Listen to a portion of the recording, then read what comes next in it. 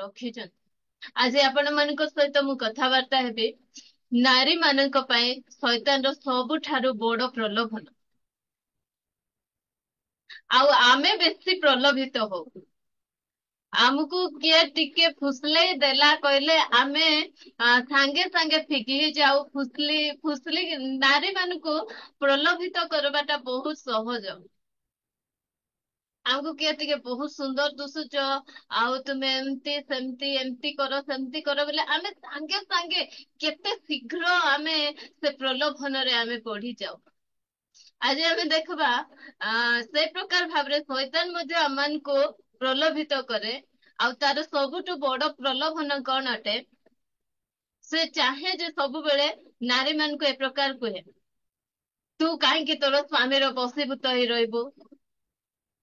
तू घरर मुरबी है, तू नेता है, तू लीडर है, तू तोर घर को चला, सबु विषय को तू तोर आयतर रखे, कंट्रोल रे रखे।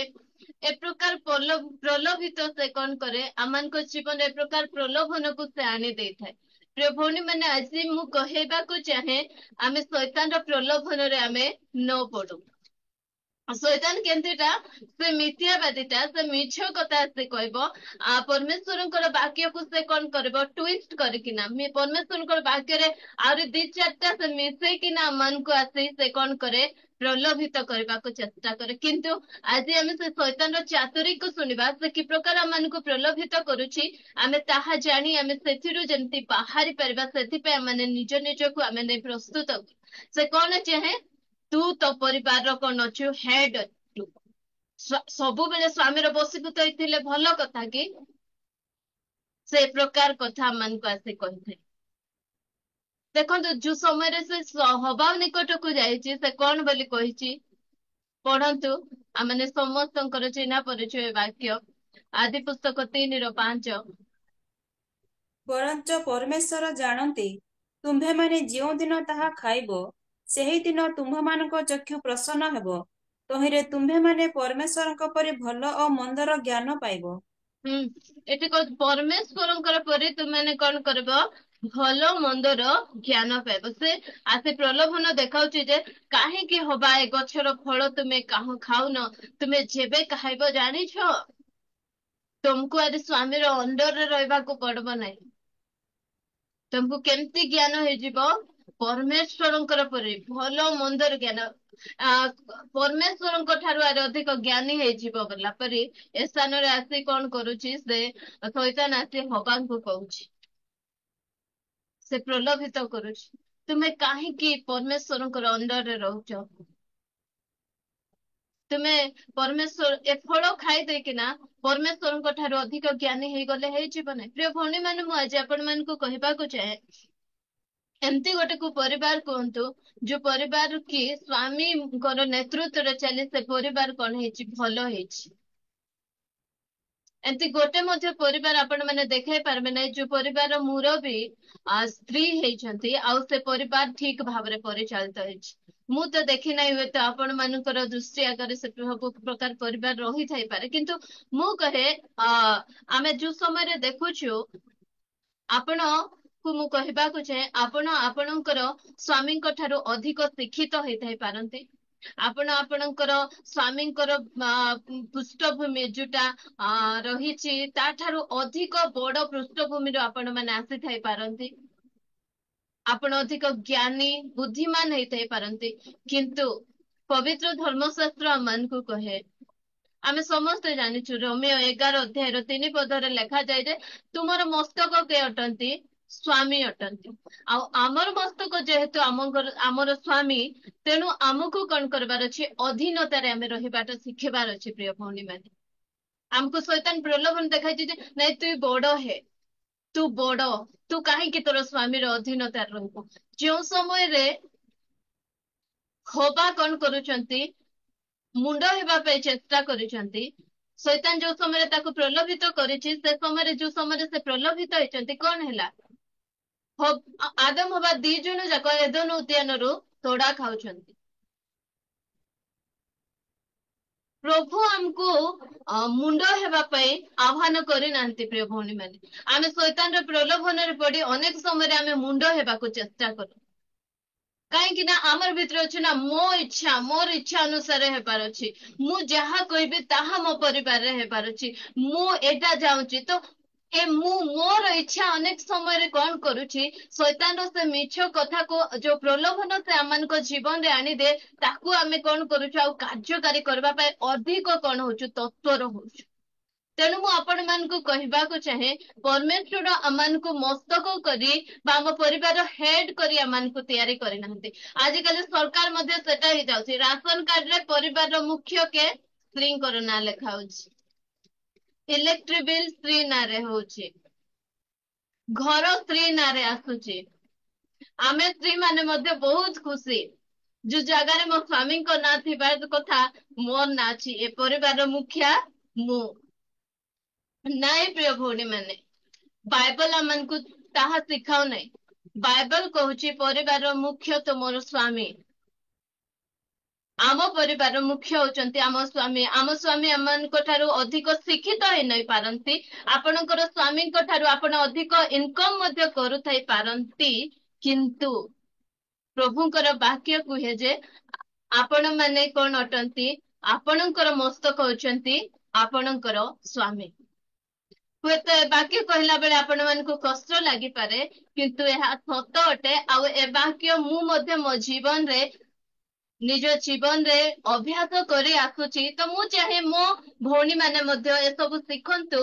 ଆଉ ଯୋଉ ସମୟରେ ଆମେ ଅଧୀନତାର ଆଶୀର୍ବାଦକୁ ଜାଣିବା, ଆହୁରି ଅଧିକ ମାନେ ଖୁସିର ସହିତ, ଆନନ୍ଦର ସହିତ ଆମେ ସ୍ଵାମୀ ମାନଙ୍କର ଅଧୀନତାକୁ ଆମେ ସ୍ୱୀକାର କରୁ। ଆମକୁ ବୋଝ ପରି ଲାଗିବ ନାହିଁ, ଆମକୁ କଷ୍ଟ ଲାଗିବ ନାହିଁ।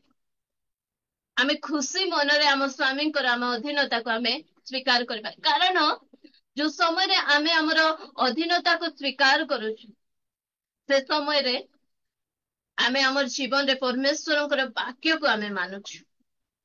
କାରଣ ପରମେଶ୍ୱରଙ୍କର ବାକ୍ୟ କୁହେ, ଏଫେସିୟରେ ଆମେ ପଢିଛୁ 5 ଅଧ୍ୟାୟ, ଯୋଉଟା କି ଗୋଟେ ଫ୍ୟାମିଲି ତିଆରି। ସେ ସ୍ଥାନରେ ଆପଣ ପ୍ରଭୁଙ୍କ ସକାଶେ, ହେ ସ୍ତ୍ରୀ ମାନେ ପ୍ରଭୁଙ୍କ ସକାଶେ ଆପଣ ସ୍ଵାମୀ ମାନଙ୍କର କଣ ବଶୀଭୂତ ହୁଅ। ଆମମାନଙ୍କୁ ବଶୀଭୂତ ହେବା ପାଇଁ ପ୍ରଭୁଙ୍କର ବାକ୍ୟ ଆମମାନଙ୍କୁ କହେ। ଆଉ ହବା ଯୋଉ ସମୟରେ ସେ ମୁଣ୍ଡ ହେବାକୁ ଚେଷ୍ଟା କଲେ, ଲିଡର ହେବାକୁ ଚେଷ୍ଟା କରି ସେ କଣ କଲେ, ନିଜ ସ୍ଵାମୀକୁ ଆଉ ତାଙ୍କୁ ଏଦନ ଉଦ୍ୟାନରୁ ବାହାର କରାଯାଏ। ସେମାନେ ତୋଡା ଖାଇଲେ, ଏଦନ ଉଦ୍ୟାନରୁ ବାହାରି ଗଲେ। କହିବାକୁ ଗଲେ ଏମାନେ ଗୋଟେ ବେଘର ହେଇଯାଉଛନ୍ତି। ତମକୁ ଶୈତାନ ଆସି ପ୍ରଲୋଭିତ କଲା, ତୁମେ ଖାଇବା ପୂର୍ବରୁ ତମ ସ୍ଵାମୀଙ୍କ ସହିତ ଆଲୋଚନା କରିବ ନାହିଁ। ଏ ଫଳ ତ ପରମେଶ୍ୱର ଖାଇବା ପାଇଁ ମନା କରିଛନ୍ତି। ଆଉ ଏଟା ମତେ ଯୋଉ ସମୟରେ ଶୈତାନ ପ୍ରଲୋଭିତ କରୁଛନ୍ତି, ତାଙ୍କର ଚକ୍ଷୁ ଆହୁରି ସେ ଫଳ କେମିତି ଲାଗୁଛି, ଆହୁରି ଆଟ୍ରାକ୍ଟିଭ ଲାଗୁଛି ତାଙ୍କୁ। ଯାହା ହଉ ଏଟା ଖାଇଦେଲେ ମୁଁ ସୁନ୍ଦରୀ ହେଇଯିବି, ଏଟା ଖାଇଦେଲେ ମୁଁ ଆହୁରି ଅଧିକ ଜ୍ଞାନୀ ହେଇଯିବି।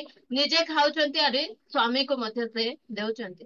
ତୁମେ ତୁମ ସ୍ଵାମୀଙ୍କ ସହିତ ଆଲୋଚନା କରିବ ନାହିଁ। ତମକୁ ପୁରା ଯୋଉ ସମୟରେ ପରମେଶ୍ୱର ତିଆରି କଲେ, ଆଦି ପୁସ୍ତକ 2 ଅଧ୍ୟାୟରେ ହିଁ ସେ କହୁଛନ୍ତି, ସେ କଣ କରୁଛନ୍ତି, ଆଦି 2:18ରେ ଅନୁରୂପ ସହକାରିଣୀ ନିର୍ମାଣ କଲେ। ତୁମେ ତାଙ୍କର ସାହାଯ୍ୟକାରିଣୀ ଅଟ। ସାହାଯ୍ୟକାରିଣୀ ଭାବରେ ପରମେଶ୍ୱର ହବାଙ୍କୁ ଆଦମଙ୍କୁ ଦେଲେ। କିନ୍ତୁ ହବା କଣ କରୁଛନ୍ତି, ଏବେ ତାଙ୍କର ସେ ସୀମାକୁ ସେ ଲଙ୍ଘନ କରିକିନା ଏବେ ଟିକେ ମୁଣ୍ଡ ହେବା ପାଇଁ ସେ ଚେଷ୍ଟା କରୁଛନ୍ତି। ଆଉ ଚେଷ୍ଟା ଯୋଉ ସମୟରେ କରିଛନ୍ତି, ଏଦନ ଉଦ୍ୟାନରୁ ସେମାନେ ତୋଡା ଖାଇଛନ୍ତି। ଆଉ ଯୋଉ ସମୟରେ ସାରା ଅବ୍ରାହମଙ୍କର ମୁଣ୍ଡ ହେବାକୁ ଚେଷ୍ଟା କରି, ପରମେଶ୍ୱର ତ ପ୍ରତିଜ୍ଞା କରିଛନ୍ତି, ଆମେ ସାରାର ଗର୍ଭରୁ ଏକ ମହାଗୋଷ୍ଠୀ କଣ କରିବା, ଉତ୍ପନ୍ନ କରିବା। କିନ୍ତୁ ଯୋଉ ସମୟରେ ସାରା ନିଜ ଶରୀରକୁ ଦେଖୁଛନ୍ତି, ନାଇଁ ନାଇଁ ମୋର ସ୍ତ୍ରୀ ଧର୍ମ ତ ବନ୍ଦ ହେଇଗଲାନି, ମୁଁ ଆହୁରି ଏ ମୃତ ଗର୍ଭରେ ଆଉ ଛୁଆ କି ପ୍ରକାର ଉତ୍ପନ୍ନ କରିପାରିବି, ଏବେ ଆଉ ହେବ ନାହିଁ। ମୋର ସ୍ଵାମୀ ମଧ୍ୟ ଧୀରେ ଧୀରେ ବୁଢା ହେଇ ଆଇଲାନି, ଆହୁରି କେମିତି ଆମେ ପିଲା ଜନ୍ମ କରିପାରିବା। ସେ ସମୟରେ ସାରା କଣ ହଉଛନ୍ତି, ଟିକେ ମୁଣ୍ଡ ହେଇଯାଉଛନ୍ତି। ମୁଣ୍ଡ ହେଇକିନା ହାଗାଇକୁ ବାହା କରିଦଉଛନ୍ତି। ଯୋଉ ସମୟରେ ହାଗାୟଙ୍କର ବାହାଘର ଅବ୍ରାହମଙ୍କ ସହିତ କରୁଛନ୍ତି, ହାଗାୟଙ୍କୁ ଅବ୍ରାହମକୁ ଦେଇ ଦଉଛନ୍ତି, ସେ ସମୟରେ ଆମେ ଜାଣିଛୁ ଏତେ ବଡ ଇସ୍ମାଇଲ ଗୋଷ୍ଠୀ ଗୋଟେ ବାହାରି ପଡୁଛି। ଯେବେ ଯେବେ ସ୍ତ୍ରୀ ମାନେ ନିଜର ସୀମାକୁ ଲଙ୍ଘନ କରିଛନ୍ତି, ପ୍ରଲୋଭିତ ହେଇଛନ୍ତି, ନାଇଁ ମୁଁ ଟିକେ ମୁଣ୍ଡ ହେବି, ମୁଁ ଟିକେ ଡିସିସନ ନେବି, ହୁଏତ ସାରା ପରାମର୍ଶ ଦେଇଥାନ୍ତେ, ନାଇଁ ତୁମେ ବାହା ହୁଅ, କାହିଁକି ନା ଆମକୁ ଆରେ ଏବେ ପିଲା ଛୁଆ ଆହୁରି ହେବ ନାହିଁ, ଆମର ବୟସ ଦେଖୁଛ, ଏ ପ୍ରକାର କରି ସେ ଅବ୍ରାହମକୁ ହାଗର ସହିତ ବିବାହ କରିଛନ୍ତି। ଆଉ ବିବାହ ପରେ ଇସମାଇଲ ଗୋଷ୍ଠୀ ଗୋଟେ ବାହାରିଛି। ଏବେ ଯାଏ ଇସମାଇଲ ଆଉ ଇସ୍ରାଏଲ ଗୋଷ୍ଠୀ ମଧ୍ୟରେ ଯୁଦ୍ଧ, ଅଶାନ୍ତି ଚାଲି ରହିଛି। ପ୍ରିୟ ଭଉଣୀ ମାନେ, କହିବାକୁ ଚାହେଁ ପରମେଶ୍ୱର ଆମମାନଙ୍କୁ ମସ୍ତକ ହେବା ପାଇଁ ଆହ୍ୱାନ କରିନାହାନ୍ତି। ଜିଜେବେଲ କଥା ଆପଣ ମାନେ ଜାଣନ୍ତି। ଆପଣ ମାନେ ତାହା ଦ୍ୱିତୀୟ ରାଜାବଳୀରେ ଆପଣ ପାଇପାରିବେ, ପ୍ରଥମ ରାଜାବଳୀରେ ଆପଣ ମାନେ ପାଇପାରିବେ, ପଢିବେ, ଦେଖିବେ ଜିଜେବେଲ ମଧ୍ୟ ସେ ପ୍ରକାର। ଯୋଉ ସମୟରେ ସେ ନିଜର ସ୍ଵାମୀକୁ, ରାଜାକୁ ନିଜର ଆୟତରେ ରଖୁଛି, ସେ ସମୟରେ କି ପ୍ରକାର ଦଶା ତାଙ୍କର ହେଉଛି। ପରମେଶ୍ୱର ଆମମାନଙ୍କୁ କଣ କରି ଆହ୍ୱାନ କରିଛନ୍ତି? ସେ ଆମମାନଙ୍କୁ, ଆମେ ଆମର ସ୍ଵାମୀର କଣଠୁ ଗୌରବ ଅଟୁ। ପ୍ରଥମ କରନ୍ତେ 11:7 ପଢନ୍ତୁ।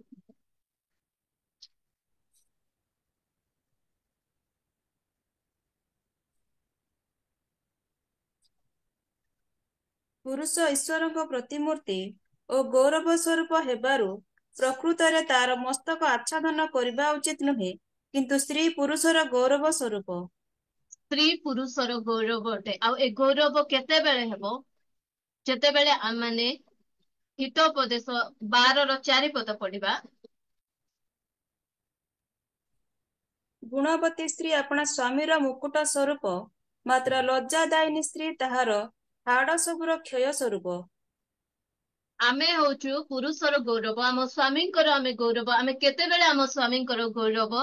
ଯୋଉ ସମୟରେ ଆମେ ମୁକୁଟ ହେଇକିନା ରହିବା, ସେ ସମୟରେ ଆମେ ଆମର ସ୍ଵାମୀଙ୍କର ଗୌରବ। ପ୍ରିୟ ଭଉଣୀ ମାନେ, ଆଉ ମୁକୁଟ ଯଦି ତଳକୁ ଖସିଯାଏ, ସେଦିନ ପ୍ରଭୁଙ୍କ ଦାସ ବହୁତ ସୁନ୍ଦର କହୁଥିଲେ, ମୁକୁଟରେ କଣ ନଥାଏ? ଆଖି ନଥାଏ, କାନ ନଥାଏ, ନାକ ନଥାଏ, ପାଟି ମଧ୍ୟ ନଥାଏ।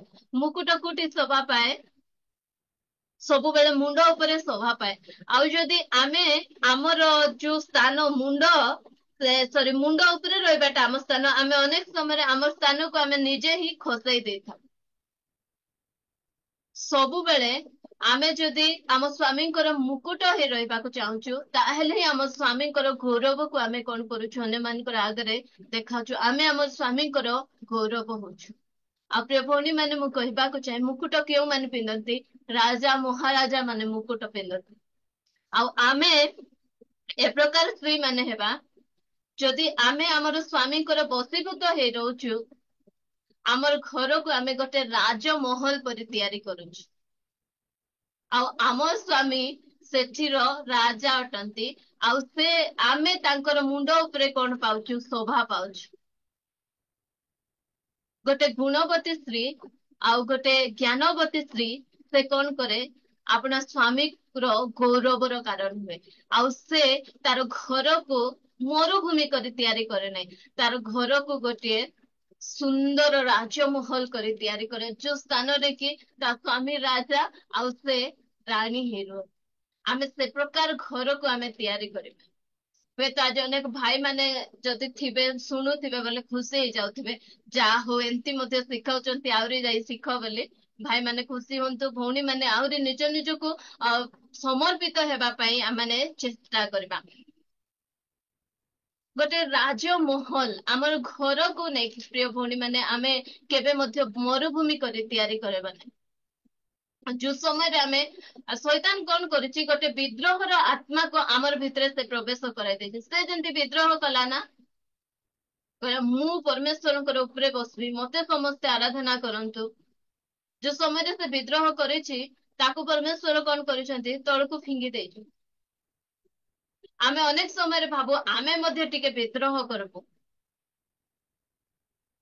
ଏବେ ମତେ ନା ଏମିତି ହେବାର ନାହିଁ, ଏମିତି ହେବ, ଏମିତି କର, ସେମିତି କର, ନାଇଁ ତୁମେ କାହିଁକି ଏମିତି କରିବ? ନାଇଁ ଏ କଲର, ଅନେକ ସମୟରେ ଆମ ଘରେ ରଙ୍ଗ ଦେବା ପାଇଁ ମଧ୍ୟ ଆମେ ଅନେକ ସମୟରେ ଗଣ୍ଡଗୋଳ ହଉ। ସ୍ୱାମୀ ଗୋଟେ କଲର କହୁଥିବେ, ସ୍ତ୍ରୀ ଗୋଟେ କଲର କହୁଥିବେ, କିଏ କହୁଥିବେ ନାଇଁ ଆମେ ଏଟା କିଣିବା, କିଏ କହୁଥିବେ ସେଟା କିଣିବା। ଏ ସମୟରେ ମଧ୍ୟ ଆମେ ଅନେକ ସମୟରେ ଅଶାନ୍ତିରେ ପଡି ଯାଇଥାଉ।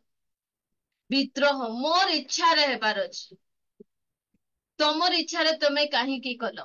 ଏଇ ଗୋଟେ ବିଦ୍ରୋହର ଆତ୍ମା ଶୈତାନ ଆମମାନଙ୍କ ଜୀବନରେ ପ୍ରବେଶ କରେ ଯେ ଯଦ୍ୱାରା କି ଆମମାନଙ୍କୁ ଆହୁରି ବଶୀଭୂତ ହେଇ ରହିବା ପାଇଁ ଇଚ୍ଛା ଲାଗୁନି, ଆମମାନଙ୍କୁ ମୁକୁଟ ହେଇ ରହିବା ପାଇଁ ଇଚ୍ଛା ଲାଗୁନି, ଆମମାନଙ୍କୁ ସ୍ୱାମୀଙ୍କର ଗୌରବ ହେବା ପାଇଁ ଇଚ୍ଛା ଲାଗୁନି। ଆମେ ଆମର ଶୋଭାକୁ, ଆମମାନଙ୍କର ଗୌରବକୁ, ଆମମାନଙ୍କର ପଦବୀକୁ ଆମେ ତଳକୁ ଓହ୍ଲେଇକିନା ଅନେକ ସମୟରେ ଆମେ କଣ ହଉଛୁ, ମୁଣ୍ଡ ହେଇକିନା ଦିଟା ମୁଣ୍ଡ ହେଇ ଆମର ପରିବାରରେ ଆମେ ଅଶାନ୍ତି କରୁଛୁ, ଆଉ ଆମର ପରିବାରର ମାହୋଲକୁ ମଧ୍ୟ ଆମେ ବିଗିଡେଇ ଦଉଛୁ। ଆମେ ଏ ପ୍ରକାର ଏକ ପରିବାର ତିଆରି କରୁ ପ୍ରିୟ ଭଉଣୀ ମାନେ, ଗୋଟେ ରାଜମହଲ ପରି ପରିବାର ତିଆରି କରୁ। ଆଜି ଅନେକ ଭାଇ ମାନେ, ଅନେକ ସ୍ୱାମୀ ମାନେ କାମ ସରିଲା ପରେ ମଧ୍ୟ ଘରକୁ ଆସିବାକୁ ସେମାନେ ପସନ୍ଦ କରୁନାହାନ୍ତି। କାହିଁକି ନା ଆମର ପରିବାରକୁ ଆମେ ଗୋଟେ ମରୁଭୂମି ସଦୃଶ୍ୟ କରିଦେଇଛୁ। ମରୁଭୂମିରେ ରହିବା ପାଇଁ କେହି ମଧ୍ୟ ପସନ୍ଦ କରନ୍ତିନି। ସେଠି ପାଣି ମିଳିବ ନାହିଁ, ଖରା ଟାଏ ଟାଏ, ଏ ପ୍ରକାର ଜାଗା କିଛି ସୁବିଧା ନଥାଏ ମରୁଭୂମିରେ। ସେ ଜାଗାରେ ରହିବା ପାଇଁ ଅନେକ ସମୟରେ ଭାଇମାନେ, ଆମର ପରିବାର ସେମାନଙ୍କୁ ସେ ପ୍ରକାର ଲାଗେ। ଭଉଣୀ ମାନଙ୍କ ହାତରେ ରହିଛି ଯେ ଆମର ପରିବାରକୁ ଆମେ ଗୋଟେ ସୁନ୍ଦର ଉଦ୍ୟାନ ପରି କରି ଗଢିଛୁ, ଗୋଟେ ରାଜମହଲ ପରି କରି ଗଢିଛୁ, ନା ସେ ମରୁଭୂମି ପରି କରି ଗଢିଛୁ। ପ୍ରିୟ ଭଉଣୀ ମାନେ, ନିଜ ନିଜକୁ ପଚାର। ମୋ ସ୍ୱାମୀ ବାହାରେ ବେଶୀ ରହିବା ପାଇଁ ପସନ୍ଦ କରୁଛନ୍ତି, ମୋର ପିଲାମାନେ ବାହାରେ ବେଶୀ ରହିବା ପାଇଁ ପସନ୍ଦ କରୁଛନ୍ତି, ନା କେତେ ଶୀଘ୍ର କାମ ସରିବ ମୁଁ ମୋ ଘରକୁ ଯିବି ବୋଲି ପସନ୍ଦ କରୁଛି। ଗୋଟେ ବାକ୍ୟ ମୁଁ ଦେଖୁଥିଲି ହିତୋପଦେଶ 21:19।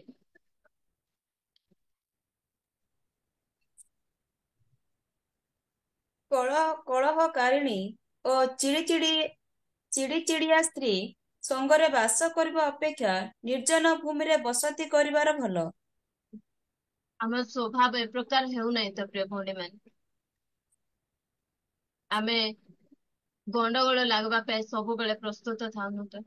ଆମ ସ୍ୱାମୀ ଘରକୁ ଆସୁ ଆସୁ ଆମେ ବିଭିନ୍ନ ପ୍ରକାର ବିଷୟ ନେଇ, ତମ ମା ଏମିତି କଲେ, ତମର ପିଲାମାନେ ଏମିତି କଲେ, ସେମିତି ହେଲା, ଏମିତି ହେଲା, ଏସବୁ ବିଷୟକୁ ଆମେ କମ୍ପ୍ଲେନ କରିକିନା ଆମମାନଙ୍କ ଘରକୁ ଗୋଟେ ମରୁଭୂମି ପରି ଗୋଟେ ଚିଡିଆଖାନା ପରି କରି ଆମେ କରିଦେଇନୁ, ଯୋଉ ସ୍ଥାନରେ ସେମାନେ ରହିବା ପାଇଁ ପସନ୍ଦ କରୁନାହାନ୍ତି, ଶୀଘ୍ର ଆସିବା ପାଇଁ ପସନ୍ଦ କରୁନାହାନ୍ତି, ସେ ପ୍ରକାର କରି ଆମେ ତିଆରି କରିନାହୁଁ ତ। ପ୍ରିୟ ଭଉଣୀ ମାନେ, ମୁଁ କହିବାକୁ ଚାହେଁ, ଆମେ ଆମର ସ୍ୱାମୀ ମାନଙ୍କର ମୁକୁଟ ଅଛୁ, ଆମେ ଆମର ସ୍ୱାମୀଙ୍କର ଗୌରବ ଅଟୁ। ତେଣୁ ଆମମାନେ ସେ ଗୌରବକୁ ପ୍ରତ୍ୟେକ ସମୟରେ ଆମେ ରକ୍ଷା କରିବା। ଆମେ ଯୋଉ ସମୟରେ ମୁକୁଟ ହେଇ ରହିବା, ସେ ସମୟରେ ହିଁ ଆମ ସ୍ୱାମୀଙ୍କର ଦେଇ ଆମେ ଗୌରବ ପାଇବା। ଆଉ ଯଦି ଆମେ ମୁକୁଟ ନ ହେଇ ମୁଣ୍ଡ ହେବାକୁ ଚେଷ୍ଟା କରୁ, ଅନେକ ସମୟରେ ଆମର ଦେଇ ଆମ ପରିବାର ଅପମାନିତ ହୁଏ, ଆମ ସ୍ୱାମୀ ମାନେ ମଧ୍ୟ ଅପମାନିତ ହୁଅନ୍ତି।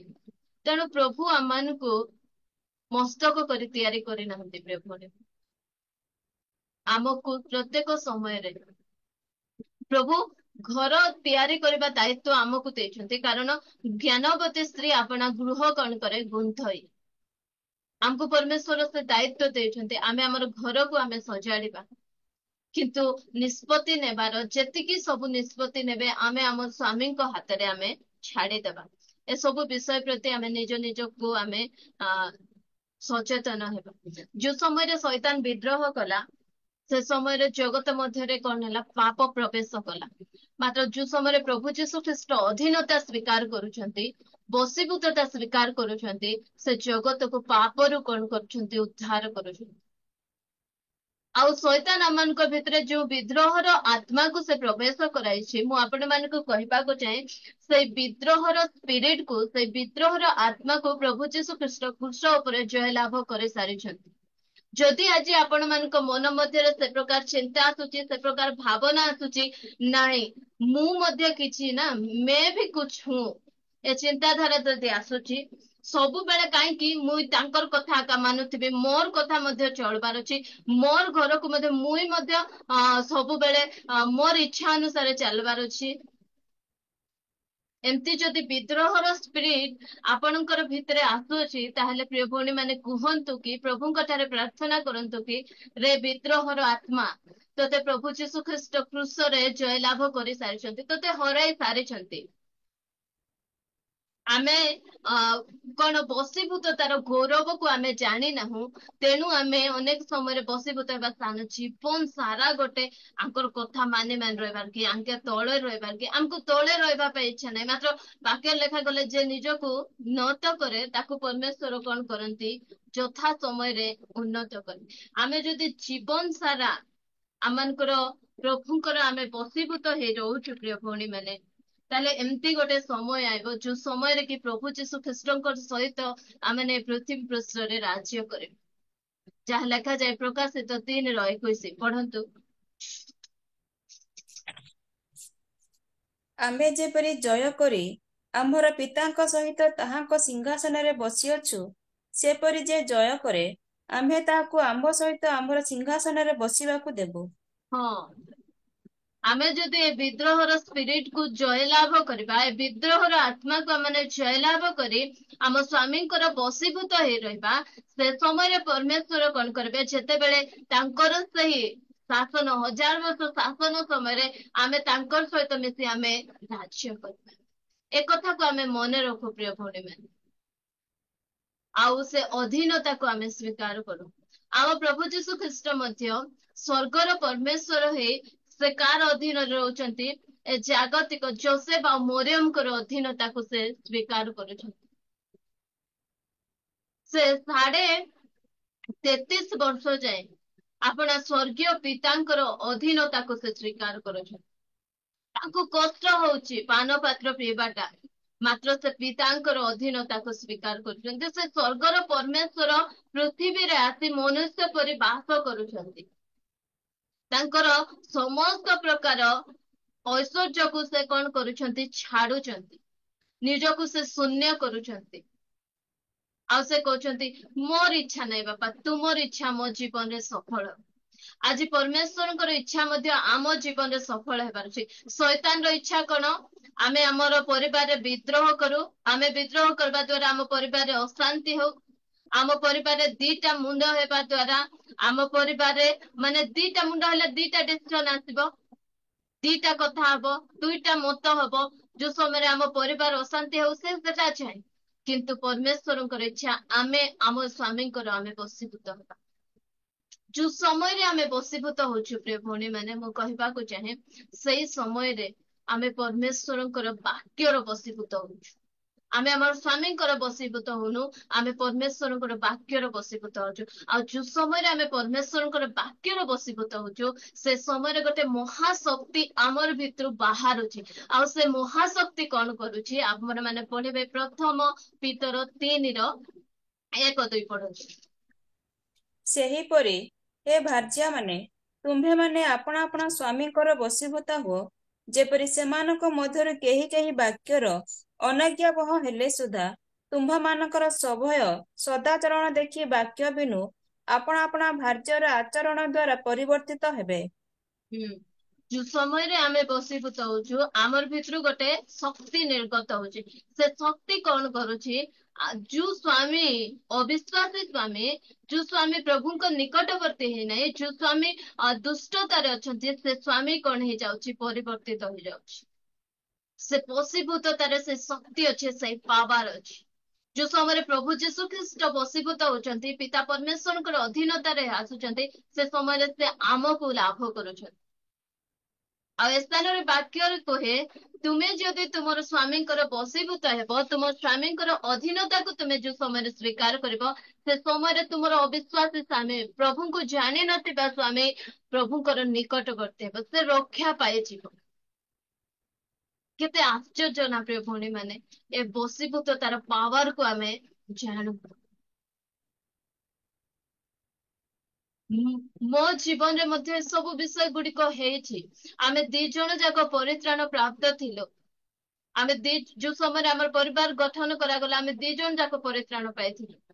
କିନ୍ତୁ ଏତେ ବାକ୍ୟରେ ଆମେ ମ୍ୟାଚୁର ନଥିଲୁ। ଅଶାନ୍ତି ଅଶାନ୍ତି ଚାଲୁଥିଲା। ମାତ୍ର ଯୋଉ ସମୟରେ ଏ ବାକ୍ୟ ମୋ ଜୀବନରେ ଆସିଲା, ମୁଁ ଯେ ସମୟରେ ନିଜକୁ ସମର୍ପିତ କଲି, ବଶୀଭୂତତା ସ୍ୱୀକାର କଲି, ସେ ସମୟ ଠାରୁ ଆମେ ଗୋଟେ ଶାନ୍ତି ଆଉ ଶାନ୍ତିର ପରିବାର ଆମେ ଗଠନ କରିପାରୁଛୁ। ପ୍ରଭୁଙ୍କର ଅନୁଗ୍ରହରେ ସବୁ ହେଇଛି ପ୍ରିୟ ଭଉଣୀ ମାନେ। ପରିତ୍ରାଣ ପାଇଲା ପରେ ମଧ୍ୟ ଅନେକ ବିଷୟ ଆମମାନଙ୍କ ଜୀବନରେ ରହିଯାଇଥାଏ।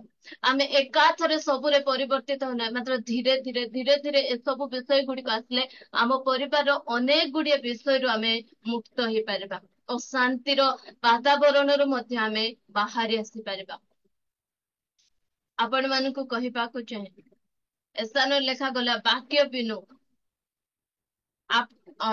ସେହିପରି ହେ ଭାର୍ଯ୍ୟ ମାନେ ତୁମ୍ଭେ ମାନେ ଆପଣା ଆପଣା ସ୍ଵାମୀ ମାନଙ୍କର ବଶୀଭୂତା ହୁଅ, ଯେପରି ସେମାନଙ୍କ ମଧ୍ୟରୁ କେହି କେହି ବାକ୍ୟର ଅନାଜ୍ଞା ବହ ହେଲେ ସୁଦ୍ଧା ତୁମ୍ଭ ମାନଙ୍କର ସବୟ ସଦାଚରଣ ଦେଖି ବାକ୍ୟ ବିନୁ ଆପଣା ଆପଣା ଭାର୍ଯ୍ୟାର ଆଚରଣ ଦ୍ଵାରା ପରିବର୍ତ୍ତିତ ହେବେ। ବଶୀଭୂତର ଆଚରଣ ଆମମାନଙ୍କ ଜୀବନରେ ଆସୁ, ପ୍ରିୟ ଭଉଣୀ ମାନେ, ଯଦ୍ୱାରା କି ଆମେ ଅନେକଙ୍କୁ ପ୍ରଭୁଙ୍କ ନିମନ୍ତେ ଲାଭ କରିପାରିବା। ଅନେକଙ୍କୁ ଆମେ ପ୍ରଭୁଙ୍କ ନିକଟବର୍ତ୍ତୀ ଆମେ କରାଇ ପାରିବା।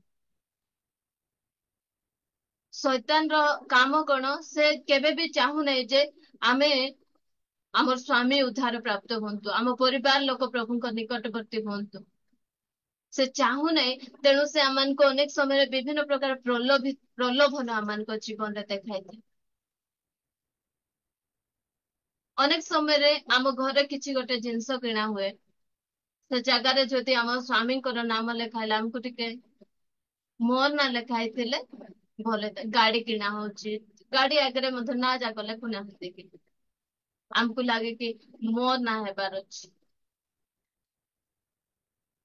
ନାଇଁ ପ୍ରିୟ ଭଉଣୀ ମାନେ, ପରମେଶ୍ୱର ଆମମାନଙ୍କୁ ସେଥିପାଇଁ ଆହ୍ୱାନ କରିନାହାନ୍ତି, ଆମମାନଙ୍କୁ ଗୋଟେ ସାହାଯ୍ୟକାରିଣୀ ଭାବରେ ସେ ତିଆରି କରିଛନ୍ତି।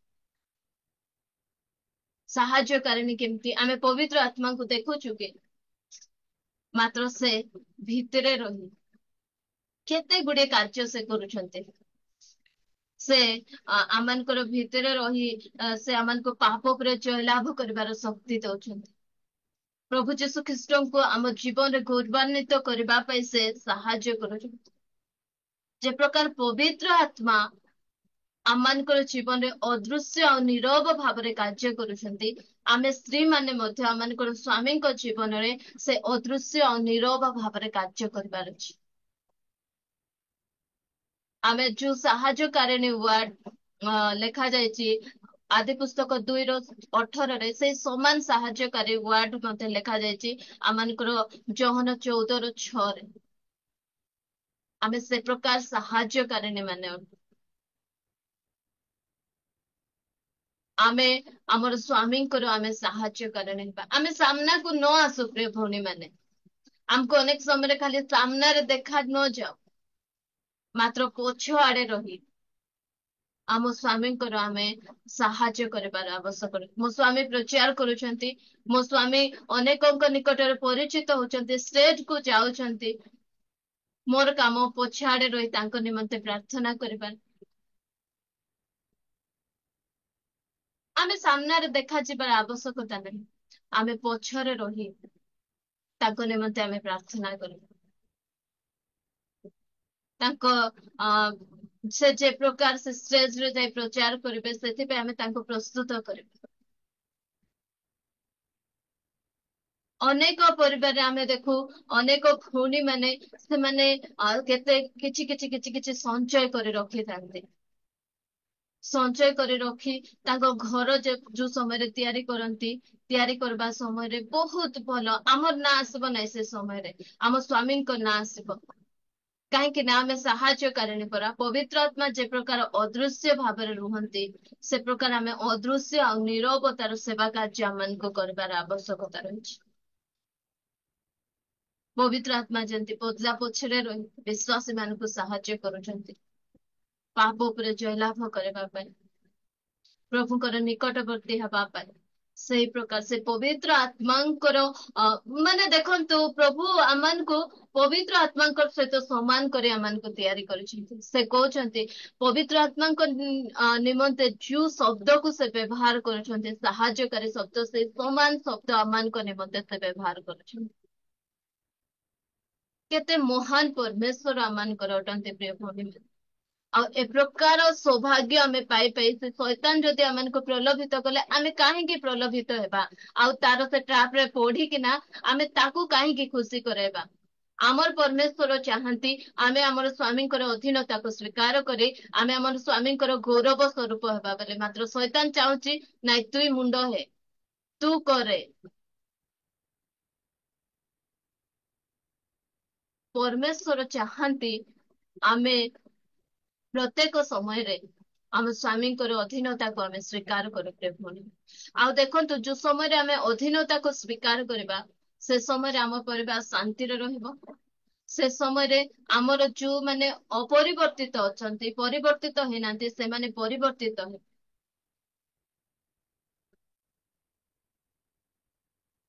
ଆଉ ଗୋଟେ କଥା ଆପଣ ମାନଙ୍କୁ କହିବାକୁ ଯାଏ, ଯୋଉ ସମୟରେ ସାରା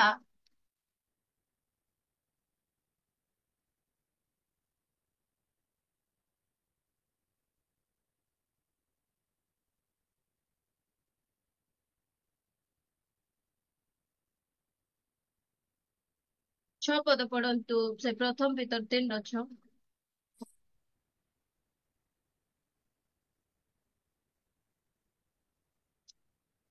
ସେହିପରି ସାରା ଅବ୍ରାମକୁ ପ୍ରଭୁ ବୋଲି କହି ତାହାଙ୍କର ଆଜ୍ଞାବହ ହେଲେ। ତୁମ୍ଭେମାନେ ଯଦି କୌଣସି ଭୟରେ ଭୀତ ନ ହୋଇ ସଦାଚରଣ କର, ତେବେ ତୁମ୍ଭେମାନେ ହିଁ ତାହାଙ୍କର ସନ୍ତାନ। ହୁଁ। ସେ ନିଜ ସ୍ଵାମୀଙ୍କୁ ପ୍ରଭୁ ପ୍ରଭୁ କହିଲେ, ମାଲିକ ବୋଲି ଭାବିକିନା ସେ ତାଙ୍କର ସ୍ଵାମୀଙ୍କର ଆଜ୍ଞା ବହଉଛନ୍ତି। ଯୋଉ ସମୟରେ ସେ ରାଜାଙ୍କ ନିକଟକୁ ପଠାଉଛନ୍ତି, ଆପଣ ମାନେ ସେ କାହାଣୀ ସବୁ ଜାଣିଛନ୍ତି। ସେ ସମୟରେ ମଧ୍ୟ ତାଙ୍କର ସ୍ଵାମୀଙ୍କର ଜୀବନ ରକ୍ଷା କରିବା ପାଇଁ, ଠିକ ଅଛି ମୁଁ ତମର ଭଉଣୀ ବୋଲି ମଧ୍ୟ କହିଦେବି, ମୁଁ ସେ ରାଜା ପାଖକୁ ମଧ୍ୟ ଯିବି, ମାତ୍ର ତୁମର ଜୀବନ ରକ୍ଷା ହେଇଯିବ। ଏଟାକୁ ଆମେ ନେଗେଟିଭ ଭାବରେ ମଧ୍ୟ ନେଇପାରୁନି, କିନ୍ତୁ ଆମେ ପଜିଟିଭ ଭାବରେ ଚିନ୍ତା କରିବା ପ୍ରିୟ ଭଉଣୀ ମାନେ। ମୋ ସ୍ଵାମୀର ଜୀବନ ରକ୍ଷା କରିବା ପାଇଁ ମୁଁ ମୋର ସ୍ଵାମୀଙ୍କର ଆଜ୍ଞା ବହଉଛି। ମତେ କଷ୍ଟ ହଉ ପଛେ, ମାତ୍ର ମୋ ସ୍ଵାମୀଙ୍କର ଜୀବନ ରକ୍ଷା ହେଇଯିବ। ତାକୁ ସେ ରାଜା କଣ କରୁଛି, ରାଜା ଯୋଉ ସମୟରେ ଅବ୍ରାହମକୁ ନେଇ ଯାଉଛନ୍ତି, ସାରା ଏତେ ସୁନ୍ଦର ଥିଲେ ଦେଖିକିନା ସେ ସ୍ଥାନରେ କହୁଛନ୍ତି, ତୁମେ ମୋର ଭଉଣୀ ବୋଲି କୁହ, ମୋ ସ୍ତ୍ରୀ ବୋଲି କୁହ ନାହିଁ। ହଉ ଠିକ ଅଛି, ମୁଁ ତୁମର ଭଉଣୀ ବୋଲି ମଧ୍ୟ କହିଦେବି, ମାତ୍ର ତୁମର ଜୀବନ ରକ୍ଷା ହେଇଯାଉ। ସାରା କଣ କରୁଛନ୍ତି, ପ୍ରଭୁ ବୋଲି କହିକିନା ତାଙ୍କ ସ୍ଵାମୀଙ୍କର ବଶୀଭୂତ ହଉଛନ୍ତି।